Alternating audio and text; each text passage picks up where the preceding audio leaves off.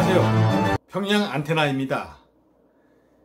김정은이 사망하고 북한의 급변 사태가 발생되었을 때 우리가 북한을 주도적으로, 다시 말하면 우리 대한민국이 주도적으로 북한을 장악하려면 우리가 해야 될 가장 중요한 일은 무엇이겠습니까? 그건 다름 아닌 김정은의 통치 자금, 정확히 말하면 해외에 숨겨져 있는 김정은의 비밀 자금을 우리가 회수를 해야 됩니다. 왜냐하면 북한의 김정은이는 자기의 할아버지 김일성과 자기의 아버지 김정일 때부터 두 가지 수단을 가지고 북한을 통치하여 왔습니다. 다시 말하면 당근과 채찍입니다.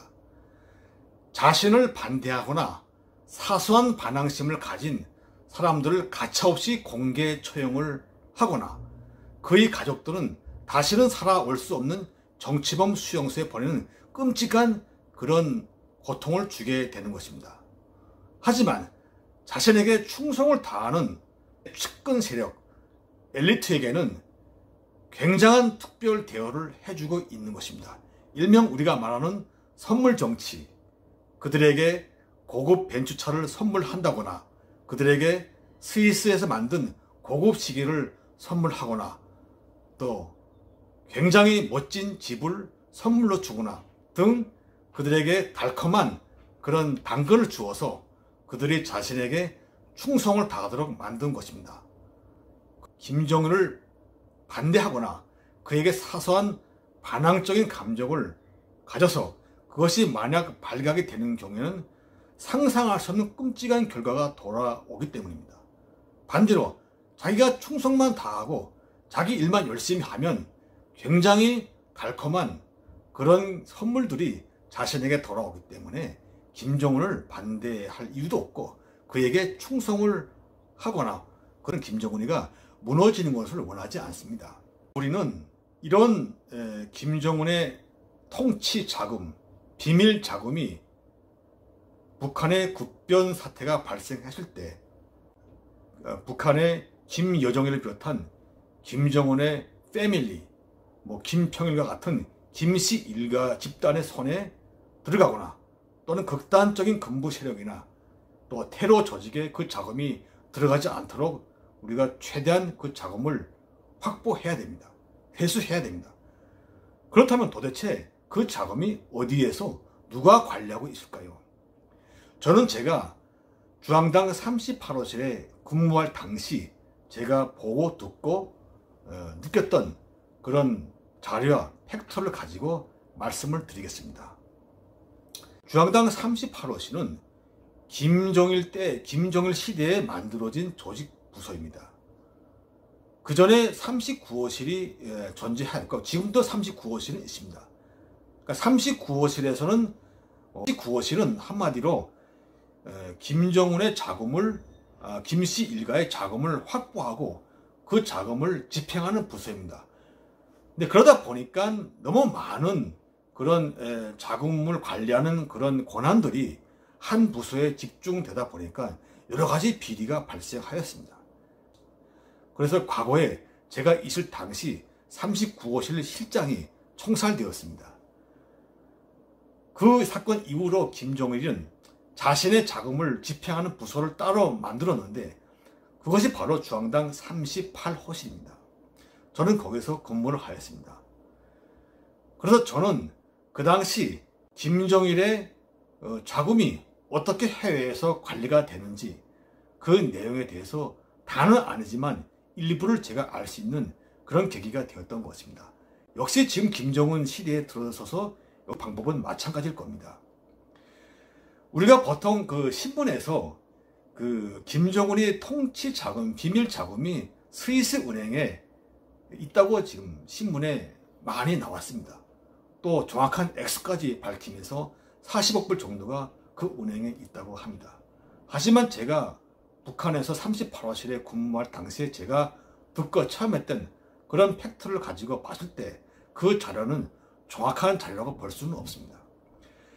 그 미국 금융기관의 제재가 들어서면서 또 미국이 북한의 핵과 미사일에 대한 제재 압박을 시작하면서 북한 금융기관들의 숨통을 조이는 그런 일이 굉장히 심하게 벌어지고 있었습니다. 그래서 그때 김정은이 자금을 관리하는 방식이 완전히 바뀌어 버렸습니다. 예전에는 굉장히 유명한 합법적으로 알려진 그런 은행들의 한꺼번에 많은 자금들을 애치를 시켰다면 그 미국의 금융 제재가 심해지면서 그 자금들을 전 세계에 흩어져 있는 수백 개의 그 금융기관들의 수백 명의 차명 계좌를 이용해서 분산적으로 관리를 하고 있습니다.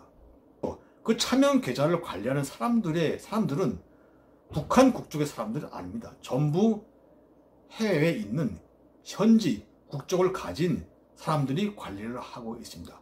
그러면 그 해외 현지에서 차명 계좌를 가진 그 사람들은 어떤 사람들이냐? 그들은 바로 오래전부터 북한 노동당 대남 사업 부서인 통전부에서 특수공작원 훈련을 받고 그 나라에 신분 세탁을 해서 잠입한 공작조 요원들입니다. 물론 그분들은 그 나라 시민권 다 가지고 있고 그 나라 말을 사용하면서 똑같이 그 나라 사람처럼 행동하기 때문에 아무런 의심을 받지 않고 있는 것입니다. 그렇다면 여러분은 한 가지 궁금할 것이 있을 겁니다.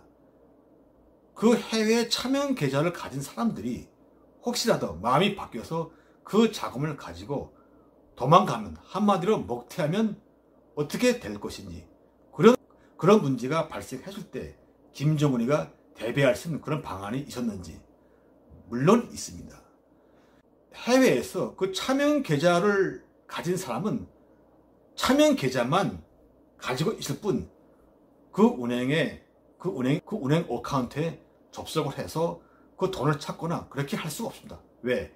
그 은행 금융 어카운트의 모든 정보, 비밀 정보를 포함한 모든 정보는 다 북한 평양에서 그 정보를 가지고 있습니다. 만약 그 어떤 자금을 인출하거나 집행을 하려면 김정은이 친필 지시를 받아가지고 평양에서 직접 공작원이 현재 급파가 돼서 그 사람의 동행하에 그 돈을 찾거나 그 돈을 송금하거나 관리를 할 수가 있습니다. 또 두 번째로, 그래도 혹시 차명 계좌에서 사고가 날 걸 대비해서 그 차명 계좌인의 가족들은 전부 평양에서 인질로 잡아놓고 감시를 하고 있습니다. 절대로 그 사람은 해로 나갈 때 자기 가족 누구든, 자기 와이프든 자기 자식이든 데려갈 수 없습니다. 그래서 만약 그 사람이 어떤 돌변했을 때 그 가족을 처벌하거나 정치범 수용소에 보내기 때문에 그 사람이 그런 행동을 할 수가 없게 되는 것입니다. 또 그 차명 계좌를 가진 그 사람에 대한 대우를 굉장히 잘해주고 북한에 있는 가족들도 특별 대우를 해줍니다. 그래서 굳이 그 사람이 김정은이를 배신하여 뭐 자금을 빼돌릴 그런 일은 할 수가 없습니다. 이런 이야기를 하는 이유는 북한을 통치하려면 반드시 자금이 있어야 됩니다. 이 자금을 가지고 지금까지 김씨 일가가 북한을 통치하여 왔던 것입니다. 만약 그 자금이 김여정과 김정은의 패밀리의 손에 들어가거나 어떤 극단적인 군부 세력과 테러 조직의 손에 들어가면 우리 대한민국이 주도하는 통일이 굉장히 어렵게 되는 것입니다. 감사합니다. 지금까지 저희 이야기를 들어주신 시청자 여러분께 다시 한번 감사를 드립니다. 다음 시간에 또 뵙겠습니다.